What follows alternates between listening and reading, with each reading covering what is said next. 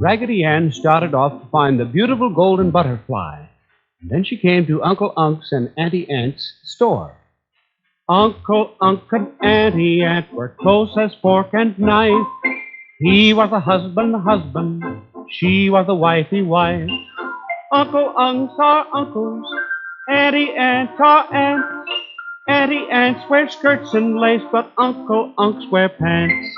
Auntie Ant and Uncle Unk ran a magic store. When a shelf of toys grew empty, why, it just filled up with more. Auntie Ant invited Raggedy Ann into her magic house. The radio said as it started to play, "We're going to have sunny weather today." Auntie Ant said, "You will see if you look, a meal made by my magic recipe book." Then Raggedy Ann and her Auntie Ant ate the lunch that was served by each magical plate. Said Auntie Ant, "There are no dishes to do, for Auntie Ant's dishes are magical too."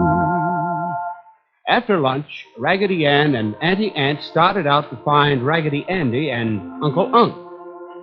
Millicent went along too. Millicent was a little toy dog.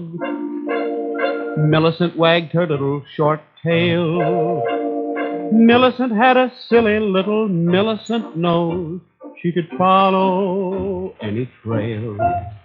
She'd sniff, sniff with her nose to the ground. Sniff, sniff and zigzag around. Barking her lusty little sawdusty barks, Millicent went running through the woods and parks. They found Uncle Unk and begged him to come home. But Uncle Unk ran into the Grotto of Greed. But afterwards he was sorry. The people never trust each other when they are in the Grotto of Greed. They take things away from each other, even things that they'll never need. They only want the gold and glitter. They never do a kindly deed. They're so unhappy and so bitter when they live in the Grotto of Greed.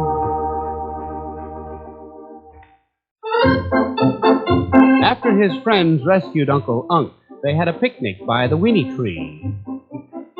There were lots of weenies growing on a wild, hot weenie tree, and as they grew, they wiggled until they wiggled free. Oh, you've never had a weenie as good as a weenie can be until you've had a weenie from a wild, hot weenie tree. They dropped down on a hot space and rolled themselves around. They sizzled and they sputtered till they were nicely browned.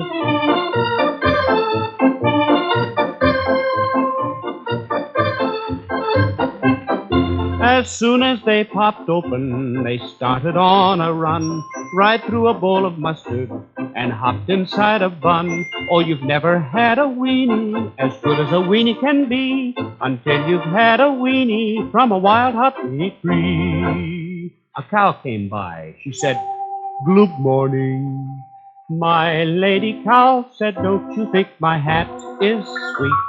And did you see the shoes and stockings on my feet?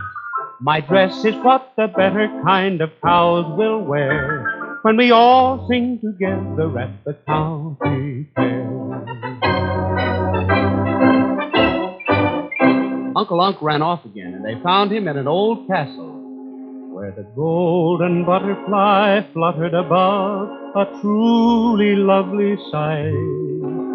The butterfly raised and lowered her wings, which shone with a golden light. As over the tumble-down castle she flew, where once she used to dwell. For the butterfly really was a princess who was under a magic spell. Early next morning, they had breakfast in the Pancake Zone. A nice, clear place was the Pancake Zone. Pancakes steaming on a big fat stone. They kept flip-flop, flip-flopping up and down,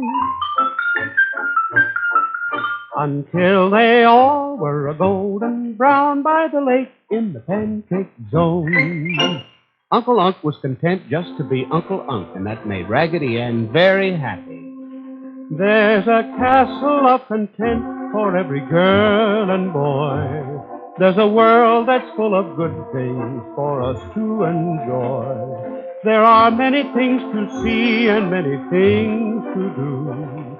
For whenever you're contented, you are happy too.